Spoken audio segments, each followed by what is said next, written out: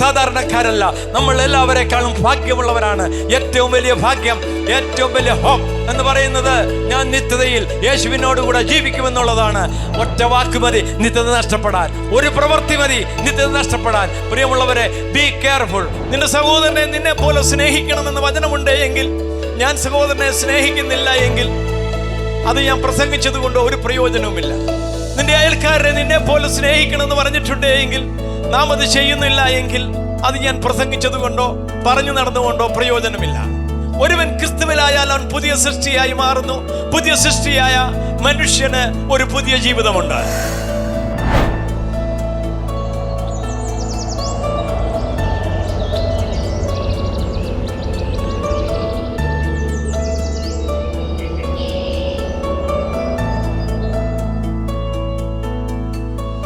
Hallelujah. ചൂടേറിയ സമയത്ത് ഇത്രയും പേർക്ക് ഈ ആലയത്തിലേക്ക് കടന്നു വരുവാൻ കർത്താവ് സഹായിച്ചല്ലോ. നിങ്ങളെ എല്ലാവരെയും യേശുക്രിസ്തുവിൻ്റെ നാമത്തിൽ വചന ശുശ്രൂഷയിലേക്ക് സ്വാഗതം ചെയ്യുന്നു. യേശുക്രിസ്തു ഉയർത്തെഴുന്നേറ്റ് ജീവിക്കുന്നു. യേശുക്രിസ്തു ഉയർത്തെഴുന്നേറ്റ് ജീവിക്കുന്നു. യേശുക്രിസ്തു ഉയർത്തെഴുന്നേറ്റു. പിന്നെ യേശു എവിടെ? യേശു ഉയർത്തെഴുന്നേറ്റ ക്രിസ്തു ഇന്ന് എവിടെയാണ്? നമ്മെല്ലാവരും വിശ്വസിക്കുന്നു യേശു ക്രിസ്തു ഉയർത്തെഴുന്നേറ്റു. Jesus Christ is resurrected already. But where is he? Have you ever thought about it? നിങ്ങൾ എന്തെങ്കിലും ചിന്തിച്ചിട്ടുണ്ടോ? ഞാൻ ഈ ഭാഗം വായിച്ചപ്പോൾ എൻ്റെ ഹൃദയത്തിലേക്ക് വന്ന ഒരു ചിന്തയാണ്, യേശു എവിടെയാണ്? ചില സാഹചര്യങ്ങളിൽ, ചില സമയങ്ങളിൽ ഞാനും ചോദിച്ചിട്ടുണ്ട്, കർത്താവേ നീ എവിടെ? Why am I suffering? Why I am going through such difficult situations? ഞാൻ ഈ പ്രതികൂല പ്രയാസങ്ങളിൽ കൂടെ കടന്നു പോകുമ്പോൾ യേശുവേ നീ എവിടെ? You give me Holy Spirit. പരിശുദ്ധാത്മാവിനെ അങ്ങ് തന്നു. He is guiding me according to your will. നിന്റെ ഇഷ്ടത്താൽ എന്നെ അവൻ പരിപാലിക്കുന്നു, നടത്തുന്നു. Even though sometimes I am not happy. ചില സമയങ്ങളിൽ എനിക്ക് സന്തോഷവാനാകാൻ കഴിയുന്നില്ല. Sometimes I am worried too much of something. ഞാൻ ചില സമയങ്ങളിൽ എന്തിനെയോ കുറിച്ച് ഓർത്ത് ഞാൻ എൻ്റെ ഹൃദയം വേദനിക്കുന്നു. Why I am suffering in my body? എൻ്റെ ശരീരത്തിൽ ഞാൻ എന്തിനാണ് ഈ വേദന അനുഭവിക്കുന്നത്? My body, എൻ്റെ ശരീരം പരിശുദ്ധാത്മാവിന് വസിക്കേണ്ട മന്ദിരമെങ്കിൽ why I am suffering so much on my body? എൻ്റെ ശരീരത്തിൽ ഉള്ള വേദനകൾ എന്തിനാണ്? ഈ വേദന ഇല്ലാത്തൊരു ശരീരത്തിലല്ലേ പരിശുദ്ധാത്മാവ് വസിക്കേണ്ടത്? Lord, where are you? യേശുവേ നീ എവിടെയാണ്? I have so many times I ask God, where are you? You may be asked this question also. യേശുവേ നീ എവിടെയാണ്? എന്തുകൊണ്ടാണ് എൻ്റെ കുഞ്ഞുങ്ങൾക്ക് ഇങ്ങനെ സംഭവിച്ചത്? എന്തുകൊണ്ടാണ് എൻ്റെ ഫാമിലിയിൽ ഇങ്ങനെ സംഭവിച്ചത്? എന്തുകൊണ്ടാണ് എൻ്റെ ചർച്ചിൽ ഇങ്ങനെ സംഭവിച്ചത്? I am praying so long, 15 years, 20 years, 30 years, but no answer. യേശുവേ ഞാൻ പ്രാർത്ഥിച്ചുകൊണ്ടിരിക്കുന്നു. 15 വർഷമല്ല, 20 വർഷമല്ല, 30 വർഷമല്ല, എൻ്റെ ആയുഷ്കാലം ഒക്കെ ഞാൻ പ്രാർത്ഥിച്ചുകൊണ്ടിരിക്കുന്നു. But no answer. Why? Where are you, Lord? Have you ever thought about it? നിങ്ങൾ എന്തെങ്കിലും ചിന്തിച്ചിട്ടുണ്ടോ യേശു എവിടെ? എന്തുകൊണ്ടാണ് യേശു നമ്മുടെ പ്രാർത്ഥനയ്ക്ക് മറുപടി തരാത്ത? Why my Lord daughter is such? Why my son is such? You give me. എനിക്ക് നീ തന്ന മകൻ ഇങ്ങനെ ആയിപ്പോയത് എന്തുകൊണ്ടാണ്? ഈ മകൾ ഇങ്ങനെ ആയിപ്പോയത് എന്തുകൊണ്ടാണ്? Why my husband is such? എൻ്റെ ഭർത്താവ് ഇങ്ങനെ ആയിപ്പോയത് എന്തുകൊണ്ടാണ്? Why my wife is such? എൻ്റെ ഭാര്യ ഇങ്ങനെ ആയിപ്പോയത് എന്തുകൊണ്ടാണ്? ഇങ്ങനെയൊക്കെ നമ്മുടെ ഹൃദയത്തിൽ അനേക ചോദ്യങ്ങളില്ലേ? Why my spiritual life is so dull? എൻ്റെ ഈ ആത്മീയ ജീവിതം ഇത്ര താണുപോയത് എന്തുകൊണ്ടാണ്? എൻ്റെ യേശുവിനെ സത്യത്തിലും ആത്മാവിലും ആരാധിക്കാൻ കഴിയാതെ വണ്ണം എന്തുകൊണ്ട്?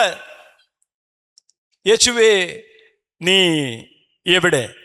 മത്തായിയുടെ സുവിശേഷം 28-ാം അധ്യായം 1 മുതൽ 6 വരെയുള്ള വാക്യങ്ങൾ നമ്മൾ വായിക്കുമ്പോൾ, Matthew chapter 28 Matthew chapter 28 verse 1 to 6. ശബത്ത് കഴിഞ്ഞ് ആഴ്ചവട്ടത്തിന്റെ ഒന്നാം ദിവസം ശബത്ത് കഴിഞ്ഞ ആഴ്ചവട്ടത്തിന്റെ ഒന്നാം ദിവസം വെളുക്കുമ്പോൾ മഗ്ദലക്കാരത്തി മറിയയും മറ്റേ മറിയയും കല്ലറ കാണുവാൻ ചെന്നു. പെട്ടെന്ന് വലിയൊരു ഭൂകമ്പം ഉണ്ടായി. കർത്താവിന്റെ ദൂതൻ സ്വർഗത്തിൽ നിന്ന് ഇറങ്ങി വന്നു. കല്ലുരുട്ടി നീക്കി അതിന്മേലിരുന്നിരുന്നു. അവന്റെ രൂപം മിന്നലിനൊത്തതും അവന്റെ ഉടുപ്പ് ഹിമം പോലെ വെളുത്തതും. കാവൽക്കാർ അവനെ കണ്ടു പേടിച്ചു വിറച്ചു മരിച്ചവരെ പോലെയായി. ദൂതൻ സ്ത്രീകളോട്, ഭയപ്പെടേണ്ട, ക്രൂശിക്കപ്പെട്ട യേശുവിനെ നിങ്ങൾ അന്വേഷിക്കുന്നു എന്ന് ഞാൻ അറിയുന്നു. അവൻ ഇവിടെ ഇല്ല. താൻ പറഞ്ഞതുപോലെ ഉയർത്തെഴുന്നേറ്റു. അവൻ കിടന്ന സ്ഥലം വന്നു കാൺമീൻ. അവൻ മരിച്ചവരുടെ ഇടയിൽ നിന്ന് ഉയർത്തെഴുന്നേറ്റു എന്ന് വേഗം ചെന്ന് അവന്റെ ശിഷ്യന്മാരോട് പറവിൻ. അവൻ നിങ്ങൾക്ക് മുമ്പേ ഗലീലയ്ക്ക് പോകുന്നു.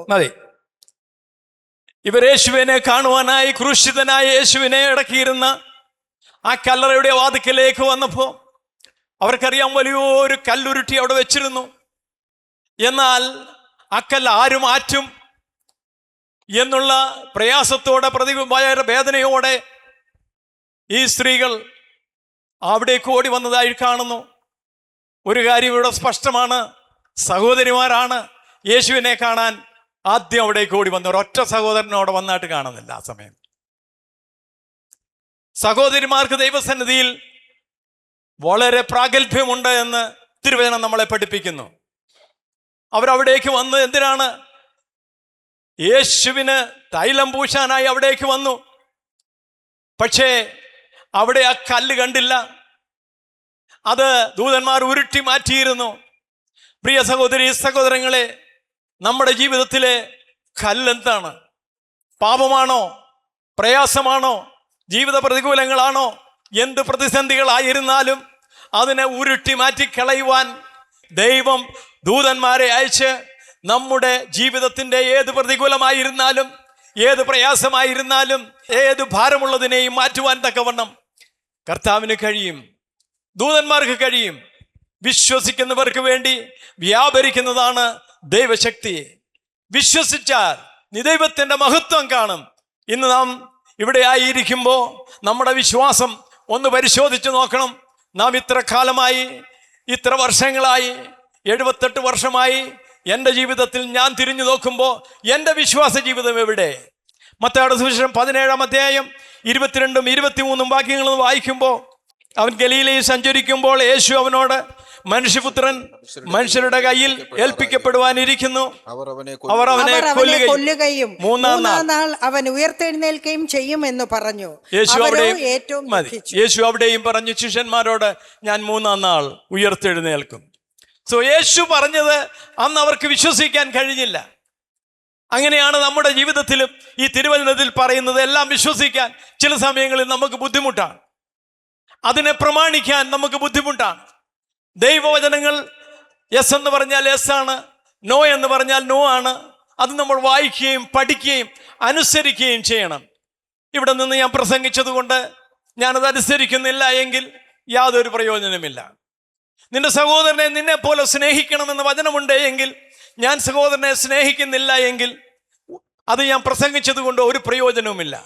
നിന്റെ അയൽക്കാരനെ നിന്നെ പോലെ സ്നേഹിക്കണമെന്ന് പറഞ്ഞിട്ടുണ്ട് എങ്കിൽ നാം അത് ചെയ്യുന്നില്ല എങ്കിൽ അത് ഞാൻ പ്രസംഗിച്ചത് കൊണ്ടോ പറഞ്ഞു നടന്നുകൊണ്ടോ പ്രയോജനമില്ല. ഒരുവൻ ക്രിസ്തുവിലായാൽ അവൻ പുതിയ സൃഷ്ടിയായി മാറുന്നു. പുതിയ സൃഷ്ടിയായ മനുഷ്യന് ഒരു പുതിയ ജീവിതമുണ്ട്. പുതിയ സൃഷ്ടിയായ മനുഷ്യന് ഒരു പുതിയ സംസാര രീതിയുണ്ട്. എന്താണ് മാനസാന്തരം? ഒരു മനുഷ്യന്റെ ജീവിതത്തിൽ ചെയ്തുകൊണ്ടിരുന്നതായിട്ടുള്ള പാപമംഗലമായ ജീവിതത്തിൽ നിന്ന് ഒരു വിടുതൽ പ്രാപിച്ചുകൊണ്ട് നമ്മുടെ പാപങ്ങളെ രാഗമോഹങ്ങളോടുകൂടി ക്രൂശിച്ചുകൊണ്ട് ഉയർത്തെഴുന്നേറ്റ ക്രിസ്തുവിനെ ഉയർത്തെഴുന്നേറ്റതുപോലെ നാമും ആ പാപത്തിൽ നിന്ന് ഉയർത്തെഴുന്നേറ്റ് ക്രിസ്തുവിനോടുകൂടി ആ ഉയർപ്പിന്റെ ശക്തിയാലുള്ള ജീവിതമാണ് യഥാർത്ഥ ക്രിസ്തീയ ജീവിതം. അവിടെയാണ് വേർപാടിന്റെ ജീവിതം വരുന്നത്. ഒത്തിരി പേര് രക്ഷിക്കപ്പെട്ട് കാണും, സ്നാനപ്പെട്ട് കാണും, പക്ഷെങ്കിൽ ക്രിസ്തുവിനോടുകൂടെ അല്ല.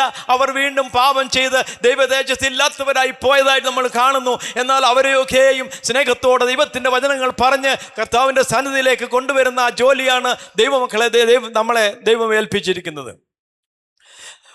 അപ്പോസ്തല പ്രവൃത്തി 1-ാം അധ്യായം 10-11 വാക്യം നമ്മൾ വായിക്കുമ്പോൾ, അവൻ പോകുന്നേരം അവർ ആകാശത്തിലേക്ക് ഉറ്റുനോക്കുമ്പോൾ വെള്ളവസ്ത്രം ധരിച്ച 2 പുരുഷന്മാർ അവരുടെ അടുക്കൽ നിന്നു. ഗലീല പുരുഷന്മാരെ, നിങ്ങൾ ആകാശത്തിലേക്ക് നോക്കി നിൽക്കുന്നത് എന്ത്? നിങ്ങളെ വിട്ട് സ്വർഗാരോഹണം ചെയ്ത ഈ യേശുവിനെ സ്വർഗത്തിലേക്ക് പോകുന്നവനായി നിങ്ങൾ കണ്ടതുപോലെ തന്നെ അവൻ വീണ്ടും വരുമെന്ന് പറഞ്ഞു. ശിഷ്യന്മാർ നോക്കി നിൽക്കെ യേശു മേഘങ്ങളിലേക്ക് ചെറുകെ എടുക്കപ്പെടുവാൻ തുടങ്ങി. അവരിങ്ങനെ നോക്കി നീക്കുമ്പോൾ യേശു ഇതാ ചെറുകെ മേഘങ്ങളിലേക്ക് എടുക്കപ്പെട്ടുകൊണ്ടിരിക്കുന്നു. അപ്പോൾ ദൂതന്മാർ പറയാണ്, ഗലീല പുരുഷന്മാരെ, നിങ്ങൾ നോക്കി നിൽക്കുന്നത്, ആകാശത്തേക്ക് നോക്കി നിൽക്കുന്നത് എന്ത്? നിങ്ങളുടെ യേശു പോയതുപോലെ അവൻ മടങ്ങി വരും, അവൻ മേഘാരൂഢനായി മടങ്ങി വരും. ഇത് വായിച്ചും കേട്ടും നമ്മുടെ മനസ്സ് വളരെ തടംപിച്ചിരിക്കുകയാണ്. യേശു 2000 വർഷം കഴിഞ്ഞല്ലോ, വരും എന്ന് പറഞ്ഞിട്ട് വന്നില്ലല്ലോ. എൻ്റെ ചെറുപ്പകാലം മുതൽ ഞാൻ കേൾക്കുകയാണ് യേശു വരാറായി എന്നുള്ള പാട്ടും പാടി ഞങ്ങൾ നടന്ന ദിവസങ്ങൾ ഓർക്കുന്നു. എന്നാൽ യേശു വരും നിശ്ചയം. അവന് 1000 സംവത്സരം ഒരു ദിവസം പോലെയാണ് എങ്കിൽ കർത്താവിൻ്റെ അതേ സമയത്ത് കർത്താവ് വരും നിശ്ചയം. അപ്പം നമ്മൾക്ക് എന്താണ് ജോലി? നമ്മൾ ഒരുങ്ങിയിരിക്കണം യേശുവിൻ്റെ വരവിന് വേണ്ടി. തിരുവചനം നമ്മളെ പഠിപ്പിക്കുന്നത് ഒരുങ്ങിക്കൊള്ളുക, കാത്തിരിക്കുക. ദൈവത്തിന്റെ വചനം നമ്മളെ പഠിപ്പിക്കുന്നു, മാനസാന്തരപ്പെടുവീൻ, മനസ്സ് പുതുക്കി രൂപാന്തരപ്പെടുവീൻ, ഉയരത്തിലുള്ളത് അന്വേഷിപ്പീൻ, കാണാത്തതിനെ നോക്കിക്കൊണ്ടിരിപ്പീൻ, ഉണർന്നും പ്രാർത്ഥിച്ചും കൊണ്ടിരിപ്പീൻ, മടുത്തുപോകാതെ എപ്പോഴും പ്രാർത്ഥിപ്പീൻ. കർത്താവിന്റെ പ്രത്യക്ഷത സമീപിച്ചിരിക്കുന്നു. അതുകൊണ്ട് ദീർഘക്ഷമയോടെ കാത്തിരിക്കേണ്ടത് അത്യന്താപേക്ഷിതമായ കാര്യമാണ്. കർത്താവ് പറഞ്ഞ, ഞാൻ വിശുദ്ധനായിരിക്കുന്ന പോലെ നിങ്ങളും വിശുദ്ധരായിരിപ്പീൻ. ഒരു വിശുദ്ധ ജീവിതം ആവശ്യമാണ്. നാമും ഉയർത്തെഴുന്നേൽക്കും ഒരു ദിവസം. ഇവിടെ ഇരിക്കുന്ന എല്ലാവരും കർത്താവിന്റെ വരവിൽ ഉയർത്തെഴുന്നേൽക്കുമെന്ന് ഞാൻ വിശ്വസിക്കുന്നു. പ്രിയ സഹോദരി സഹോദരങ്ങളെ, നമ്മുടെ ജീവിതത്തിൽ എന്തെങ്കിലും കല്ലുകൾ മാറ്റുവാൻ പ്രയാസമായിട്ടുണ്ടോ? നമ്മുടെ ജീവിതത്തിൽ എന്താണ് നമ്മുടെ പ്രതികൂലം? എന്താണ് നമ്മുടെ പ്രയാസം? മാനസികവതയാണോ? കുടുംബ പ്രശ്നമാണോ? ജീവിതത്തിൽ എന്തെങ്കിലും പരാജയം സംഭവിച്ചത് ഓർത്തുകൊണ്ടിരിക്കുകയാണോ? ഇല്ല, അങ്ങനെയല്ല. നമ്മുടെ ജീവിതത്തിൽ പരാജയം എന്ന് നമ്മൾ പറഞ്ഞാൽ പരാജയം തന്നെ സംഭവിക്കും. സക്സസ് എന്ന് പറഞ്ഞാൽ അത് തന്നെ സംഭവിക്കും. ഒരിക്കലും നെഗറ്റീവ് വാക്കുകൾ പറയാൻ ഇടയാകില്ല. ഒരിക്കലും ഒരു മോശമായ വാക്ക് നമ്മുടെ വായിൽ നിന്ന് വരുവാൻ ഇടയാകില്ല. നമ്മുടെ വായിൽ നിന്ന് വരുന്ന നിസ്സാര വാക്കിന് പോലും കണക്ക് ബോധിപ്പിക്കേണ്ട ഒരു സമയമുണ്ട്. ആ സമയത്ത് കർത്താവിന് കണക്ക് കൊടുക്കേണ്ടി വരും. അതുകൊണ്ട് നമ്മുടെ വായിൽ വരുന്ന വാക്കുകള്, നമ്മുടെ ജീവിത രീതികള്, നമ്മുടെ എല്ലാ കാര്യങ്ങളിലും യേശുവിനെ ഉയർത്തുന്നതായിരിക്കണം. ആ ഉയർപ്പിന്റെ ശക്തി നമ്മുടെ ഹൃദയത്തിലുണ്ട് എങ്കിൽ നമുക്ക് എല്ലാത്തിനെയും ഓവർകം ചെയ്യാൻ സാധിക്കും. ഏത് പ്രതികൂലത്തെയും ഓവർകം ചെയ്യുവാൻ. ഓർക്കുക, എൻ്റെ യേശു ആ ക്രൂശിൽ കഷ്ടത അനുഭവിച്ച് അടക്കപ്പെട്ടുവെങ്കിലും അവൻ അവിടെ നിന്ന് ഉയർത്തെഴുന്നേറ്റു പിതാവിന്റെ വലത്തുഭാഗത്ത് ഇന്ന് നമുക്ക് വേണ്ടി ഇരിക്കുന്നു എന്ന് മനസ്സിലാക്കും. 1 പത്രോസ് 3:22 നമ്മൾ വായിക്കുന്നു, അവൻ സ്വർഗത്തിലേക്ക് പോയി ദൈവത്തിന്റെ വലത്തുഭാഗത്തിരിക്കുന്നു. സ്വർഗത്തിലേക്ക് പോയി ദൈവത്തിന്റെ വലത്തുഭാഗത്തിരിക്കുന്നു. ദൂതന്മാരും അധികാരികളും ശക്തികളും അവന് കീഴ്പ്പെട്ടും ഇരിക്കുന്നു. ആണോ? യേശു സ്വർഗത്തിലേക്ക് പോയി.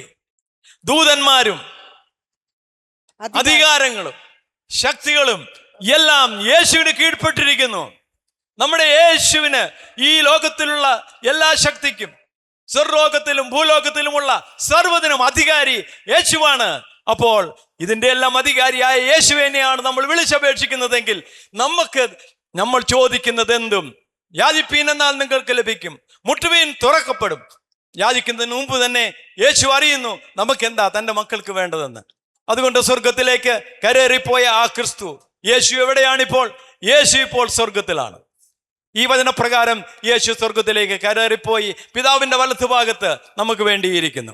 മർക്കോസിന്റെ സുവിശേഷം 16:19 ഇങ്ങനെ കർത്താവായ യേശു അവരോട് അരുളിച്ചതിന് ശേഷം സ്വർഗത്തിലേക്ക് എടുക്കപ്പെട്ടു, ദൈവത്തിന്റെ വലത്തുഭാഗത്തിരുന്നു. യേശു ഇപ്പോൾ എവിടെയാണ് ഇരിക്കുന്നത്? യേശു ഇപ്പോൾ ദൈവത്തിന്റെ വലത്തുഭാഗത്താണ് ഈ വചനപ്രകാരം ഇരിക്കുന്നത്. എബ്രായ ലേഖനം 7-ാം അധ്യായം 25-ാം വാക്യം നമ്മൾ വായിക്കുമ്പോൾ, എബ്രായർ 7:25, അതുകൊണ്ട് താൻ മുഖാന്തരമായി ദൈവത്തോട് അടുക്കുന്നവർക്ക് വേണ്ടി പക്ഷപാതം ചെയ്യുവാൻ സദാ ജീവിച്ചിരിക്കുന്നവനാകിയാൽ അവരെ പൂർണ്ണമായി രക്ഷിപ്പാൻ അവൻ പ്രാപ്തരാക്കുന്നു. പക്ഷപാതം ചെയ്തുകൊണ്ടിരിക്കുന്നു. യേശു ദൈവത്തിന്റെ മക്കൾക്ക് വേണ്ടി പക്ഷപാതം ചെയ്തുകൊണ്ടിരിക്കുന്നു. എന്താണ് പക്ഷപാതം ചെയ്യുക? പിതാവേ, 1 വർഷം കൂടെ നിൽക്കട്ടെ, ഫലം കായ്ക്കുന്നില്ല എങ്കിൽ വെട്ടിത്തീയിലിടാം. പിതാവിനോട് പറയുകയാണ്, എൻ്റെ ഈ മകൻ X, എൻ്റെ ഈ മകൾ Y, ഇവർ കർത്താവേ ഒരു ചെറിയ തെറ്റ് ചെയ്തു പോയി ക്ഷമിക്കണമേ, അറിയാതെ പറഞ്ഞു പോയി, ക്ഷമിക്കണമേ പിതാവേ, അവനോട് ക്ഷമിക്കണമേ, ഒരു വർഷം കൂടെ അവൻ നിൽക്കട്ടെ, ഫലം കായ്ക്കുമോ നോക്കട്ടെ, ഇല്ലെങ്കിൽ നമുക്ക് വെട്ടി തീയിലിടാമെന്ന് പറഞ്ഞുകൊണ്ട് യേശു പിതാവിൻ്റെ വലത്ത് ഭാഗത്തിരുന്നു കൊണ്ട് പക്ഷപാതം ചെയ്യുന്നത് കൊണ്ടാണ് പ്രിയ സഹോദരി സഹോദരന്മാരെ നാം ഇന്ന് ജീവനോടെ ഇവിടെ യേശുവിനെ ആരാധിക്കാനായി വന്നത്. റോമർക്ക് എഴുതിയ ലേഖനം 8-ാം വാക്യം നമ്മൾ വായിക്കുമ്പോൾ, ശിക്ഷ വിധിക്കുന്നവൻ ആർ? ക്രിസ്തു മരിച്ചവൻ, മരിച്ചിട്ട് ഉയർത്തെഴുന്നേറ്റവൻ തന്നെ.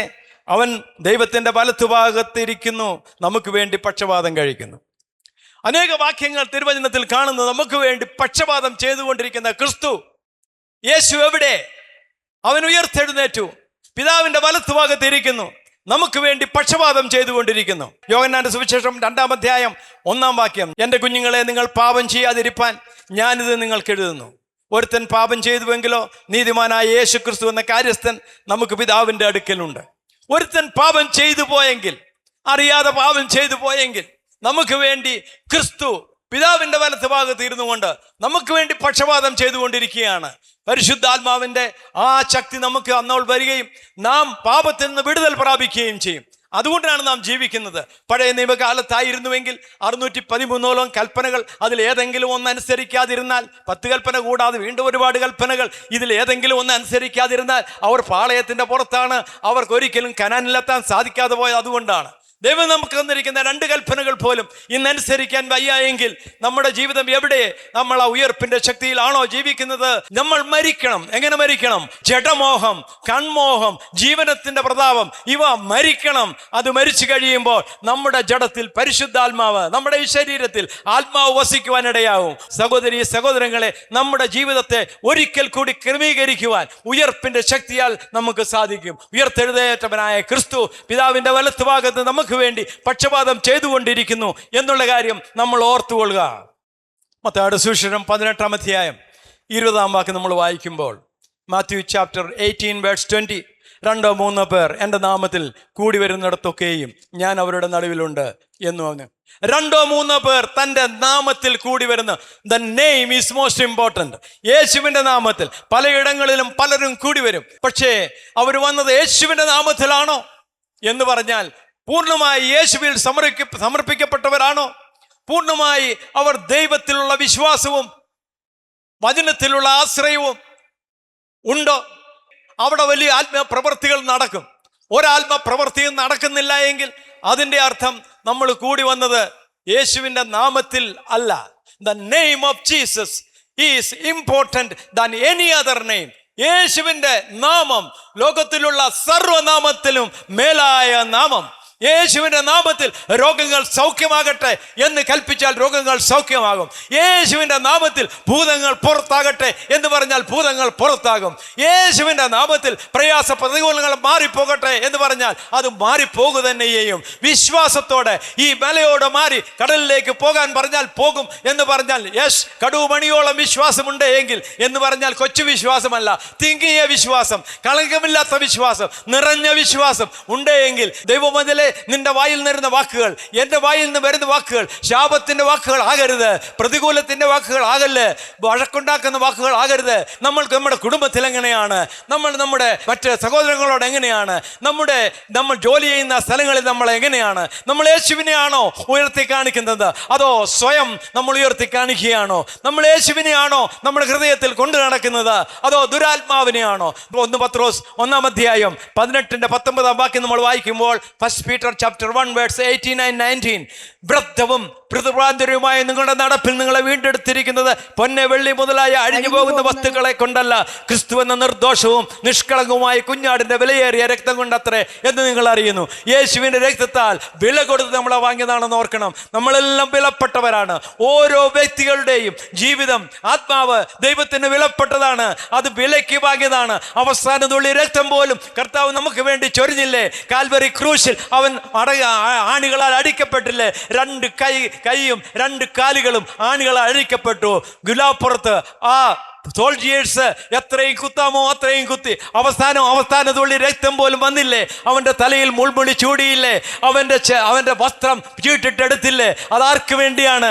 യേശുവിനെ ഉയർപ്പിച്ച് പിതാവിൻ്റെ വലത്ത് ഭാഗത്ത് ഇരുത്തിയതുപോലെ പ്രിയമുള്ളവരെ, നമ്മെ ഏൽപ്പിച്ചിരിക്കുന്നതായിട്ടുള്ള ദൈവത്തിൻ്റെ വചനങ്ങൾ അനുസരിച്ച് അതുപോലെ ജീവിച്ചാൽ തീർച്ചയായും നമ്മുടെ ഭർത്തൃ ശരീരങ്ങളെയും തേജസ്കരിക്കപ്പെട്ട ശരീരമാക്കി ഉയർത്തെഴുന്നേൽപ്പിച്ച് ക്രിസ്തുവിനോടുകൂടെ നമ്മളെ ഇരുത്തുവാൻ പോകുകയാണെന്നുള്ള ഒരു സന്ദേശമാണ് റിസറക്ഷണൽ പവർ എന്ന് പറയുന്നത്. ഉയർപ്പിന്റെ സന്ദേശം എന്താണെന്ന് ചോദിച്ചാൽ, ക്രിസ്തു നമുക്ക് വേണ്ടി മരിച്ചു ഉയർത്തെഴുന്നേറ്റ് പിതാവിന്റെ വലത്ത് ഭാഗത്ത് ഇരിക്കുന്നത് പോലെ തന്നെ നമ്മളും മരിച്ച് ഉയർത്തെഴുന്നേറ്റ് യേശു ക്രിസ്തുവിന്റെ വലത്ത് ഭാഗത്ത് അവനിരിക്കുന്ന ഇടമായ സ്വർഗത്തിൽ, അവനിരിക്കുന്ന ഇടമായിടത്ത് നമ്മൾ ഇരിക്കാൻ നമുക്കൊരു വലിയ ഒരു ഭാഗ്യം തന്നിരിക്കുകയാണ്. നമ്മൾ സാധാരണക്കാരല്ല, നമ്മൾ എല്ലാവരെക്കാളും ഭാഗ്യമുള്ളവരാണ്.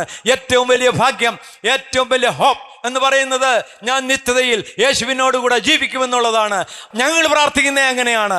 ഞങ്ങൾ ഒന്നിച്ചവിടെ കാണണമേ കർത്താവേ, എൻ്റെ കുഞ്ഞുങ്ങളവിടെ കാണണമേ, എൻ്റെ സഹോദരങ്ങൾ കാണണമേ, എൻ്റെ ചർച്ചിലുള്ളവർ കാണണമേ, എൻ്റെ സൊസൈറ്റിയിൽ ഞാൻ ആരുമായിട്ടൊക്കെ മിണ്ടിയോ, ആരോടൊക്കെ സുവിശേഷം പറഞ്ഞോ, അവരെല്ലാം കാണണമേ എന്നുള്ള പ്രാർത്ഥനയാണ് ഞങ്ങളെന്നും പ്രാർത്ഥിക്കുന്നത്. നിങ്ങൾ എങ്ങനെയാണോ പ്രാർത്ഥിക്കുന്നത്? കർത്താവേ എൻ്റെ ഭർത്താവ് അവിടെ കാണണമേ, കർത്താവേ എൻ്റെ ഭാര്യ അവിടെ കാണണമേ, കർത്താവേ എൻ്റെ കുഞ്ഞുങ്ങൾ അവിടെ കാണണമേ, കർത്താവേ എൻ്റെ സഹോദരങ്ങൾ ഞങ്ങളിവിടെ ആയിരുന്നത് പോലെ കാണണമേ. ഒറ്റ വാക്ക് മതി നിത്യത നഷ്ടപ്പെടാൻ, ഒരു പ്രവൃത്തി മതി നിത്യത നഷ്ടപ്പെടാൻ. പ്രിയമുള്ളവരെ, ബി കെയർഫുൾ. യോഹന്നാന്റെ സുവിശേഷം 11:23 യേശു അവളോട് നിന്റെ സഹോദരൻ ഉയർത്തെഴുന്നേൽക്കും എന്ന് പറഞ്ഞു. അവളോട് നിന്റെ സഹോദരൻ ഉയർത്തെഴുന്നേൽക്കും എന്ന് പറഞ്ഞു. മാർത്ത അവനോട്, ഒടുക്കത്തെ നാളിലെ പുനരുത്ഥാനത്തിൽ അവൻ ഉയർത്തെഴുന്നേൽക്കും എന്ന് ഞാൻ അറിയുന്നു എന്ന് പറഞ്ഞു. യേശു അവളോട്, ഞാൻ തന്നെ പുനരുത്ഥാനവും ജീവനും ആകുന്നു. മതി, ഞാൻ തന്നെ പുനരുത്ഥാനവും ജീവനുമാകുന്നു. യേശു ക്രിസ്തു തന്നെ പുനരുത്ഥാനവും ജീവനുമാകും. എന്താണ് പുനരുത്ഥാനം? എന്താണ് ജീവൻ? ആ ഉയർപ്പിന്റെ ജീവൻ. മരിച്ചു കിടക്കുന്ന മരിച്ചവർക്ക് ജീവനില്ല. യേശു ഉയർത്തെഴുന്നേറ്റു പുനരുത്ഥാനം ചെയ്തതുപോലെ ആ ശക്തിയിൽ നമ്മൾ ജീവിക്കണം. നമ്മൾ ചിലപ്പോൾ തളർന്നു പോകാറുണ്ട്, ശാരീരികമായി, ആത്മീയമായി. നോ, അപ്പോൾ പറയണം, ആ പുനരുദ്ധാരണ ശക്തി എന്നിലുണ്ട്. ആ ആത്മശക്തിയിൽ വേണം നാം ജീവിക്കുവാൻ. യേശു തന്നെ പറഞ്ഞു, ഞാൻ തന്നെ പുനരുദ്ധാനവും ജീവനുമാകുന്നു. അടുത്ത വാക്യം. യേശു അവളോട്, ഞാൻ തന്നെ പുനരുത്ഥാനവും ജീവനും ആകുന്നു. എന്നിൽ വിശ്വസിക്കുന്നവൻ മരിച്ചാലും ജീവിക്കും. എന്നിൽ വിശ്വസിക്കുന്നവൻ മരിച്ചാലും ജീവിക്കും എന്ന് ജീവിച്ചിരുന്ന് എന്നിൽ വിശ്വസിക്കുന്നവൻ ആരും ഒരു നാളും മരിക്കയില്ല. ഇത് നീ വിശ്വസിക്കുന്നുവോ എന്ന് പറഞ്ഞു. അവൾ അവനോട്, ഉവ്വ കർത്താവേ, ലോകത്തിൽ വരുവാനുള്ള ദൈവപുത്രനായ ക്രിസ്തു നീ തന്നെ എന്ന് ഞാൻ വിശ്വസിച്ചിരിക്കുന്നു എന്ന്. വിശ്വസിച്ചാൽ വിശ്വാസമാണ്. വിശ്വസിച്ചാൽ നമുക്ക് ദൈവത്തിന്റെ മഹത്വം കാണുവാനായിട്ട് സാധിക്കും. വിശ്വസിച്ചാൽ നമുക്ക് നിത്യതയിൽ പോകുവാനായിട്ട് സാധിക്കും. എത്ര പേർക്ക് ഈ വിശ്വാസമുണ്ട്? പൂർണ്ണ വിശ്വാസം എല്ലാവർക്കും ഉണ്ട്, എനിക്കുമുണ്ട്. പക്ഷേ പൂർണ്ണ വിശ്വാസമുണ്ടോ നമുക്ക്? 2 Corinthians chapter 4:18, 2 Corinthians 4:18 കാണുന്നതിനെ അല്ല, കാണാത്തതിനെ അത്രേ ഞങ്ങൾ നോക്കിക്കൊണ്ടിരിക്കുന്നത്. കാണുന്നത് താൽക്കാലികം, കാണാത്തത് നിത്യം. ഈ കാണുന്നതെല്ലാം താൽക്കാലികം. ഇതെല്ലാം തീയ്ക്കാൽ സൂക്ഷിച്ചിരിക്കുന്നു. നമ്മുടെ ജോലി താൽക്കാലികം. ഇന്ന് ഗൾഫ് നാടുകളിൽ ജോലി ചെയ്ത അനേകർ, അവർക്ക് ജോലിയില്ല, ശമ്പളമില്ല. ഒറ്റ നിമിഷം ആരും അറിയാത്ത സമയത്ത് യുദ്ധം പൊട്ടിപ്പുറപ്പെട്ടു. അനേകരുടെ ജോലികൾ നഷ്ടപ്പെട്ടു. അനേകർക്ക് ഇങ്ങോട്ട് നാട്ടിലേക്ക് വരാൻ വയ്യ, ഇവിടുന്ന് അങ്ങോട്ട് പോകാൻ വയ്യ. നിമിഷ നേരം കൊണ്ട് ജീവിതത്തിൽ വരുന്ന വ്യത്യാസങ്ങൾ. പ്രിയമുള്ളവരെ, സൂര്യന് കീഴിൽ എല്ലാത്തിനും ഒരു സമയമുണ്ട്. There is a time for everything. ആ സമയം നമുക്ക് ദൈവം നമ്മളെ ഉയർത്തുവാൻ, ആ ഉയർപ്പിന്റെ ശക്തിയാൽ നമ്മൾ ജീവിക്കണം, അത്യാവശ്യമാണ്. റോമർക്ക് എഴുതിയ ലേഖനം 14:17 നമ്മൾ വായിക്കുന്നു. റോമർ 14:17 ദൈവരാജ്യം ഭക്ഷണവും പാനീയവുമല്ല, നീതിയും സമാധാനവും പരിശുദ്ധാത്മാവിന്റെ സന്തോഷവും അത്രേ. അതിൽ ക്രിസ്തുവിനെ സേവിക്കുന്നവൻ ദൈവത്തെ പ്രസാദിപ്പിക്കുന്നവനും മനുഷ്യർക്ക് കൊള്ളാകുന്നവനും തന്നെ. ആകയാൽ നാം സമാധാനത്തിനും അന്യോന്യം ആത്മീയ വർധനയ്ക്കും ഉള്ളതിന് ശ്രമിച്ചു കൊള്ളുക. ആകയാൽ നാം സമാധാനത്തിനും ആത്മീയ വർധനയ്ക്കുമായി ശ്രമിച്ചു കൊള്ളുക. സമാധാനം ഉണ്ടാക്കുന്നവർ ഭാഗ്യവാന്മാർ, അവർ ദൈവത്തെ കാണും. നമ്മൾ സമാധാനം ഉണ്ടാക്കുന്നവരാണോ? നമ്മൾ സമാധാനം നഷ്ടപ്പെടുന്നവരാണോ? ഏറ്റവും പ്രധാനമായി നമ്മുടെ ജീവിതത്തിൽ ഞാൻ മനസ്സിലാക്കിയത് ദ മെന്റൽ പീസ്, സമാധാനം. If I have a mental peace I can do so many things. If I don't have it I cannot do anything. എനിക്ക് മാനസികമായി ഞാൻ തളർന്നതാണോ എനിക്ക് ബിസിനസ് ചെയ്യാൻ പറ്റത്തില്ല. ഞാൻ ആത്മീയമായി തളർന്നതാണോ എൻ്റെ കുടുംബജീവിതം ശരിയാകത്തില്ല. എൻ്റെ ആത്മീയമായി ഞാൻ തളർന്നതാണോ എനിക്ക് ശുശ്രൂഷ ചെയ്യാൻ സാധിക്കത്തില്ല. നമുക്കെല്ലാവർക്കും അങ്ങനെയാണ്. അതുകൊണ്ട് ആത്മാവിൽ ഉണർന്ന് എപ്പോഴും പ്രാർത്ഥിച്ച്, എപ്പോഴും സന്തോഷിച്ച്, ഇടവിടാതെ പ്രാർത്ഥിച്ച്, എപ്പോഴും സന്തോഷിച്ച്, ദൈവത്തിൽ ആശ്രയിച്ച് ഉയർപ്പിന്റെ ശക്തിയാൽ ജീവിക്കുന്ന ദൈവവൈതലിന് ഒരു വലിയ ഉണർവ് നമ്മുടെ ജീവിതത്തിൽ ഉണ്ടാകും. ഒരു വലിയ ഉണർവ്. നമ്മളെപ്പോഴും പറയും ഒരു ഉണർവ്. എങ്ങനെ ഉണർവുണ്ടാകുന്നു? ഉണർവുണ്ടാകുന്നത് ഈ ആത്മശക്തിയാൽ മാത്രമാണ്. ആത്മീയ ശക്തി ഇല്ല എങ്കിൽ ഒരു ഉണർവും ഉണ്ടാകത്തില്ല. നമ്മൾ ആഹാരം കഴിച്ചതുകൊണ്ട് ശരീരത്തിന് പുഷ്ടി ഉണ്ടാകും, പക്ഷേ ആത്മാവിൻ്റെ പുഷ്ടി എന്താണ്? ആത്മാവിൽ നിറഞ്ഞ് സത്യത്തിലും ആത്മാവിലും ദൈവത്തെ ആരാധിക്കുമ്പോൾ ഉണ്ടാകുന്ന ഒരാത്മശക്തി, അതാണ് ഉയർപ്പിന്റെ ശക്തി എന്ന് നമുക്ക് പള്ളിക്ക് വിളിക്കാം. അതുകൊണ്ട് ആ ഒരു തലത്തിലേക്ക് നമ്മൾ വരേണ്ടത്. മത്തായിയുടെ സുവിശേഷം 3:2 നമ്മൾ പറയുന്നു, സ്വർഗരാജ്യം സമീപിച്ചിരിക്കയാൽ മാനസാന്തരപ്പെടുവിൻ. മത്തായി സുവിശേഷം 26:41 നമ്മൾ വായിക്കുന്നു, ഉണർന്നും പ്രാർത്ഥിച്ചുകൊണ്ടിരിപ്പീൻ. ഫസ്റ്റ് കൊരിന്ത്യൻസ് ചാപ്റ്റർ 16 വേഴ്സ് 13-14, ഉണർന്നിരിപ്പീൻ, വിശ്വാസത്തിൽ നിലനിൽപ്പീൻ, പുരുഷത്വം കാണിപ്പീൻ, ശക്തിപ്പെടുവീൻ, നിങ്ങൾ ചെയ്യുന്നതെല്ലാം സ്നേഹത്തിൽ ചെയ്യുവീൻ. whatever you do it with the love of Jesus Christ. യേശുവിന്റെ സ്നേഹത്തിൽ. സ്നേഹം ഒരു നാളും ഉതിർന്നു പോകുകയില്ല. ആ സ്നേഹത്തിലാണോ നമ്മൾ ചെയ്യുന്നത്? ആ സ്നേഹത്തിലാണോ ഞാൻ ചെയ്യുന്നത് എന്ന് ഞാൻ എന്നെ തന്നെ പരിശോധിക്കണം. ആ സ്നേഹത്തിലാണോ നമ്മൾ ഇവിടെ ഇരിക്കുന്നത്? അന്യോന്യം ചർച്ച കഴിയുമ്പോൾ നമ്മൾ സ്നേഹത്തോടെ ഒന്ന് കരം കൊടുക്കുമോ? പണ്ടൊക്കെ ഞങ്ങൾ പോകുമ്പോൾ കെട്ടിപ്പിടിച്ച് ഉമ്മ കൊടുത്തു പോകുമായിരുന്നു. കോവിഡ് കാലം വന്നപ്പോൾ അതങ്ങ് മാറി. ഇപ്പൊ കൈ കൊടുക്കാനും മനുഷ്യർക്ക് മനസ്സില്ല, കെട്ടിപ്പിടിക്കാനും മനസ്സില്ല. അപ്പൊ എന്താണ് സ്നേഹം? The love is to give and take. സ്നേഹം എന്ന് പറയുന്നത് കൊടുക്കുകയും വാങ്ങിക്കുകയും ചെയ്യുകയാണ്. ഞാൻ എൻ്റെ ഭാര്യയെ സ്നേഹിക്കുന്നു എന്ന് പറയും. അവൾക്ക് ഒന്നും കൊടുക്കാതിരിക്കുകയും ചെയ്താൽ there is no love. Always സ്നേഹം വാങ്ങാനായിട്ടിരിക്കുകയാണ് നമ്മൾ. അല്ല, സ്നേഹം കൊടുത്തു വാങ്ങിക്കാനുള്ളതാണ്, അല്ല വാങ്ങിച്ചു മാത്രം കൊടുക്കാനുള്ളതല്ല. പ്രിയമുള്ളവരെ, സ്വർഗരാജ്യം സമീപിച്ചിരിക്കയാൽ മാനസാന്തരപ്പെടുവീൻ, ഉണർന്നും പ്രാർത്ഥിച്ചുകൊണ്ടിരിപ്പീൻ. എഫെസ്യ ലേഖനം 5:14, അതുകൊണ്ട് ഉറങ്ങുന്നവനെ ഉണർന്ന് മരിച്ചവരുടെ ഇടയിൽ നിന്ന് എഴുന്നേറ്റ്, എന്നാൽ ക്രിസ്തു നിങ്ങളുടെ മേൽ പ്രകാശിക്കും. ക്രിസ്തു നിങ്ങളുടെ മേൽ പ്രകാശിക്കണമെന്നുണ്ടെങ്കിൽ ഉണരുക. ക്രിസ്തുവിൻ്റെ വരവ് ഏറ്റവും അടുത്തിരിക്കുന്ന ഈ സമയം ഉണർന്നും പ്രാർത്ഥിച്ചും കൊണ്ടിരിക്കുക.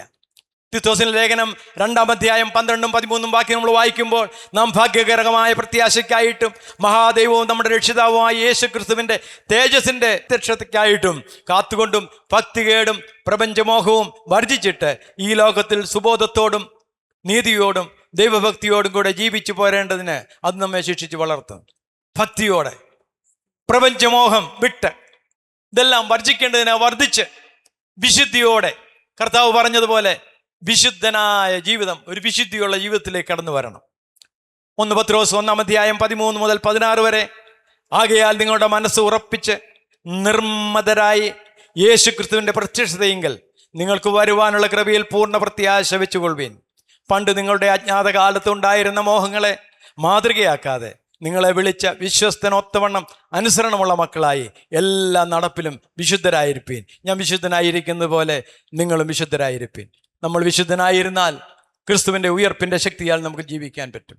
പ്രിയമുള്ളവരെ, അല്പകാലം മാത്രമുള്ള ഈ ലോക ജീവിതം നമുക്ക് ബദ്ധപ്പാടുകൾ നിറഞ്ഞതാണ്, കഷ്ടതകൾ നിറഞ്ഞതാണ്. എന്നാൽ അതിനുപ്പുറമായി അതൊക്കെയുണ്ടെങ്കിലും കർത്താവിൻ്റെ ഉയർപ്പിൻ്റെ ശക്തി നമ്മൾക്കുണ്ടെങ്കിൽ, കഷ്ടത അനുഭവിച്ച ക്രിസ്തു നമുക്ക് വേണ്ടി അവസാന തുള്ളി രക്തം പോലും തന്ന് ആ ക്രൂശിൽ മരിച്ചടക്കപ്പെട്ട് ഉയർത്തെഴുന്നേറ്റ് ഇന്ന് പിതാവിൻ്റെ വലത്ത് ഭാഗത്ത് നമുക്ക് വേണ്ടി പക്ഷപാതം ചെയ്തുകൊണ്ടിരിക്കുന്നു. അതുകൊണ്ട് പ്രിയമുള്ളവരെ, യേശു സ്വർഗത്തിലുണ്ട്. യേശു 2-3 പേർ കൂടുന്നിടത്തുണ്ട്. യേശു നമ്മുടെ ഹൃദയങ്ങളിലുണ്ട്. ഈ ഹൃദയങ്ങളിൽ യേശു വസിക്കുന്നുവെങ്കിൽ യേശു നമ്മുടെ ഹൃദയത്തിൽ ഇരുന്നുകൊണ്ട്, മകനെ മകളെ, ഞാൻ നിന്നെ സ്നേഹിക്കുന്നു, ഐ ലവ് യു എന്ന് പറയും. ഒരു നിമിഷം എഴുന്നേക്ക് നിൽക്കാം. നമുക്ക് ദൈവത്തെ ഒരു നിമിഷം ഒന്ന് സ്തുതിക്കാം.